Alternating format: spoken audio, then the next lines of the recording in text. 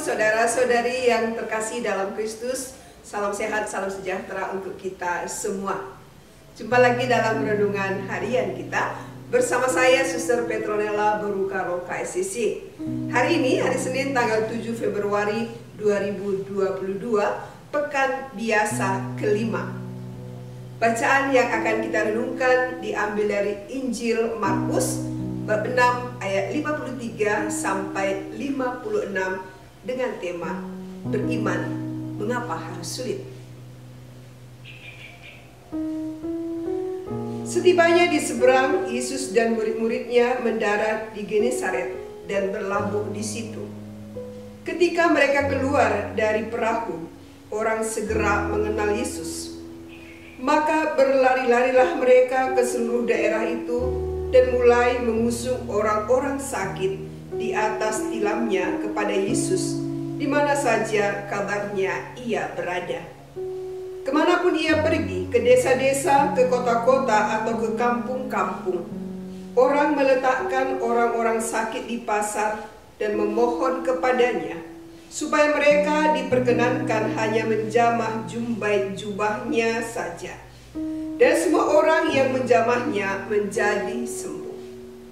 Demikianlah sabda Tuhan.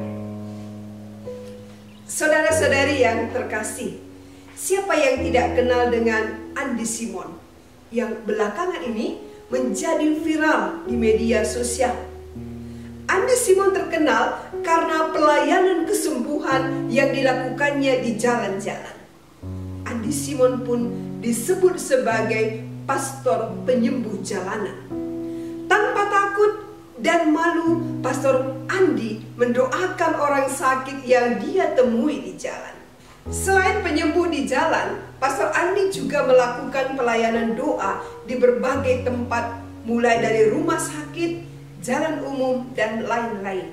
Apa yang dilakukan oleh Pastor Andi ini tentu tidak luput dari perhatian banyak orang. Mujizat kesembuhan yang dialami orang-orang yang sakit membuat banyak orang berkerumun menyaksikan pelayanannya. Ada berbagai macam jenis penyakit yang didoakan oleh Pastor Andi, mulai dari kanker, lumpuh, benjolan, dan lain-lain. Ada banyak orang yang bersaksi mengalami kesembuhan yang luar biasa, walau barangkali ada juga orang yang kurang percaya. Tapi mereka yang percaya mengalami kesembuhan. Belas kasih Allah terhadap orang-orang yang menderita menjadi dasar utama dari pelayanan penyembuhan ini. Saudara-saudari, dalam bacaan Injil hari ini kita juga menemukan kesan bahwa Yesus pada zamannya juga sangat terkenal, bisa dikatakan selebriti papan atas. Daya tarik Yesus luar biasa. Mengapa? Mari kita lihat kembali bacaan tadi. Dikatakan ketika Yesus dan murid-muridnya mendarat di Genesaret, ketika mereka keluar dari perahu, orang segera mengenal Yesus. Dari mana mereka mengenal Yesus? Itu menjadi pertanyaan bagi kita.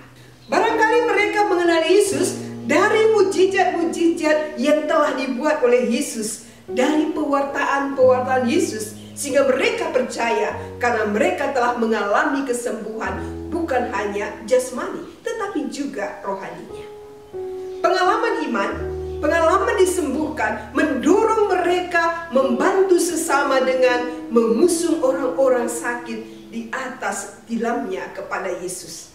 Di mana saja keberadaan Yesus, kemanapun ia pergi, ke desa-desa, ke kota-kota, atau ke kampung-kampung, orang meletakkan orang-orang sakit di pasar dan memohon kepadanya supaya mereka diperkenankan hanya menjamah jumbai jubahnya saja.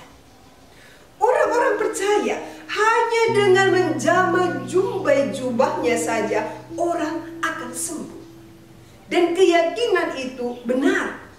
Semua orang sakit yang menjamah jumbai jubahnya menjadi sembuh.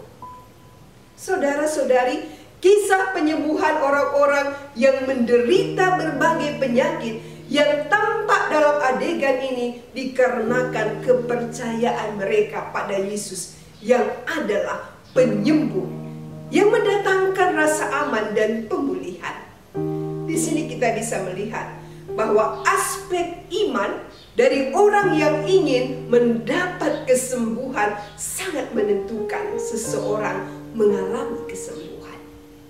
Mereka percaya bahwa hanya dengan menyentuh atau menjamah jubah Yesus mereka akan sembuh. Iman yang sangat sederhana, dan tidak semua orang memiliki iman sesederhana ini.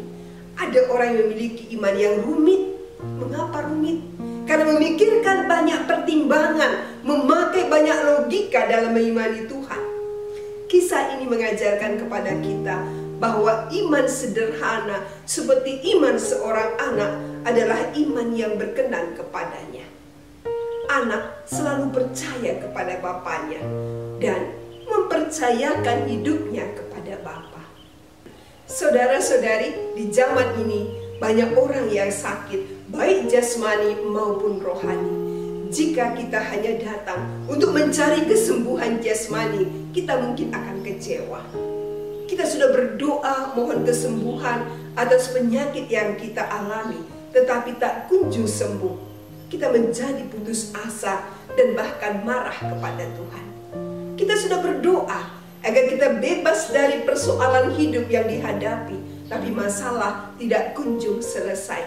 Bahkan terkadang belum selesai masalah yang satu, sudah muncul masalah yang lain, dan akhirnya kita putus asa.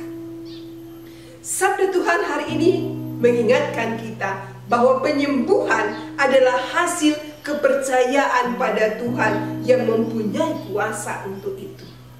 Tuhan tentu tidak ingin hanya menjadi pembuat mujizat, namun ingin membawa kita juga sampai pada beriman kepadanya, percaya kepadanya, dan menikmati kesembuhan dan keselamatan daripadanya. Tuhan